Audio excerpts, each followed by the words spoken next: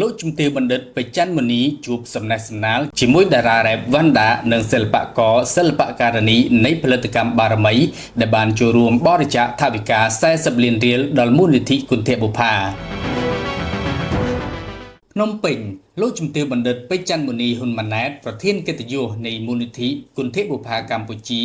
នៅរុស្ស៊ីថ្ងៃទី16ខែមិថុនាឆ្នាំ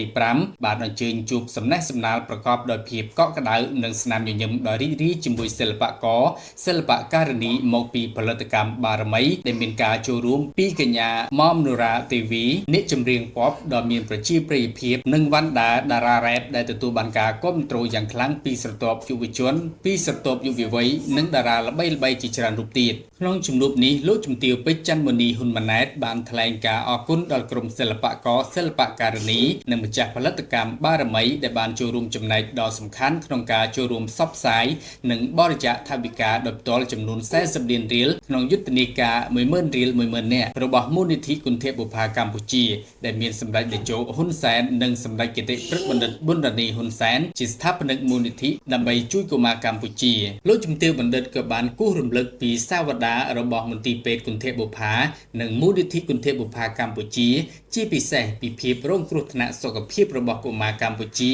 បើសិនមានការជួយឧបត្ថម្ភគាំទ្រពីរាជរដ្ឋាភិបាលសប្បុរសជននិងមហាជនទូទៅ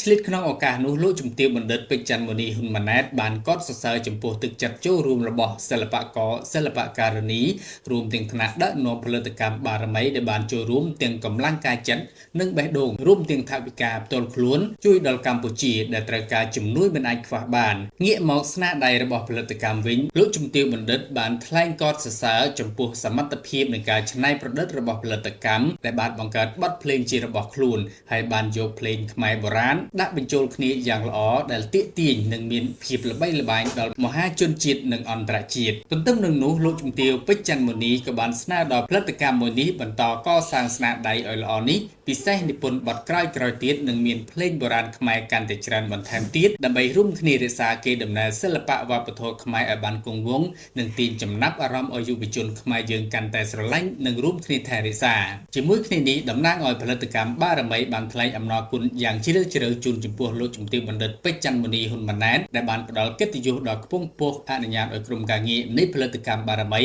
បានចូលជួបសម្ដែងការគួរសមស្របពេលដែលលោកជំទាវបណ្ឌិតបាននឹងកំពុងដឹកនាំយុទ្ធនាការ10000រៀល10000នាក់លើសពីនោះតំណាងក្រុមហ៊ុនការងារផលិតកម្មបារមីបានបដិញ្ញាចិត្តរួមគ្នាថានឹងបន្តគាំទ្រការខិតខំរបស់លោកជំទាវបណ្ឌិតជានិច្ចដោយប្រើសម្លេងវេទិកានិងភាពច្នៃប្រឌិតក្នុងសិល្បៈដើម្បីគាំទ្របេសកកម្មដ៏សំខាន់នេះជាងនេះទៅទៀតនឹងប្រឹងប្រែងឲ្យអស់ពីសមត្ថភាពដើម្បីកុមារកម្ពុជាមិនត្រឹមតែរស់រានមានជីវិតនោះទេប៉ុន្តែឲ្យកូនខ្មែរមានសង្ឃឹមនិងមានសុបិនខ្លាយជាការពិតសូមជម្រាបថាយុទ្ធនាការ10000រៀល10000នាក់នេះគឺមានរយៈពេល1ខែពេញហើយធ្វើឡើងក្នុងគោលបំណងចំនួន2ទី1គឺយើងយកថ្ងៃទី1មិថុនាជាថ្ងៃបើកយុទ្ធនាការគឺជាថ្ងៃចំទិវាសិទ្ធិកុមារអន្តរជាតិដែលចង់បង្ហាញថាកុមារទាំងអស់គឺត្រូវការមើលថែទាំពីយើងទាំងអស់គ្នាព្រោះថាកុមារគឺជាអនាគតធនធានដ៏សំខាន់របស់ប្រទេសជាតិយើងដូច្នេះតាមរយៈមូលនិធិគន្ធបុប្ផាកម្ពុជាគឺជាការជួយដល់កុមារជាច្រើនឲ្យរស់រានមានជីវិតឡើងវិញ